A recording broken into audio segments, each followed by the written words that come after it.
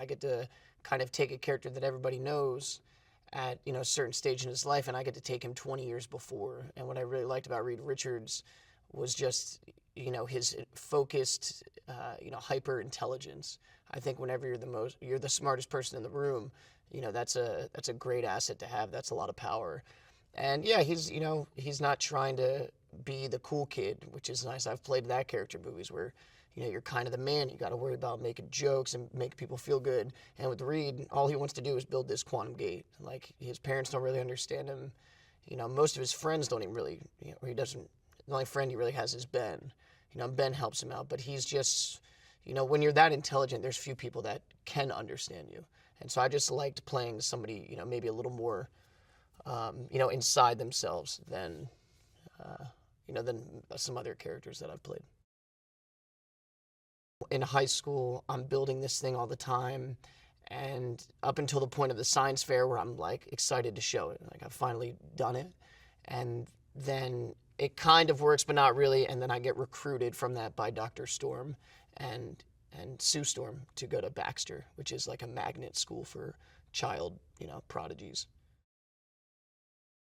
He's a true pioneer, and I think that, you know, with his intelligence comes a certain responsibility, and I think that he carries that burden of, you know, wanting to use all of you know, himself and his knowledge to be able to do something that nobody has done before. We're taking this accident and we're having it happen to these guys when they're, you know, like 17, 18-year-old kids. That's very traumatic.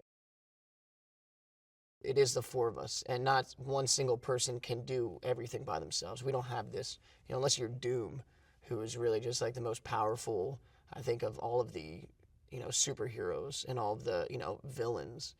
We all kind of need each other. I can stretch, I can, you know, shape shift and this and that, but I also need a force field from time to time. And there is this, you know, intrinsic kind of codependence that happens from that. And so I guess that's what's nice, is that, you know, after a while, these people just, you know, they're a very dysfunctional family, is the way that I would describe it. My job as an actor is that everything that I'm talking about, especially in you know, playing a figure like Reed, who is the ultimate authority on a lot of these facts, is that you need to sound like you know what you're talking about. We're all taking this very seriously, and I think we're really absorbing the material and trying to portray these characters as if they were existing, you know, in real life. I have a lot of respect for Victor just based on his intelligence. You know, I think that's kind of where we, you know, although he wants to use his in maybe sometimes kind of like a corrupt way or a deceiving way, I think we still respect each other because we're both, you know, extremely intelligent people that are really, you know, looking to be, you know, kind of pioneers in the science field.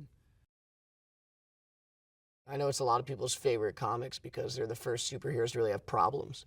You know, that was kind of their, you know, that was like the thing with Fantastic Four. It just seemed like the most human out of all of them. So yeah, so I'm excited for that.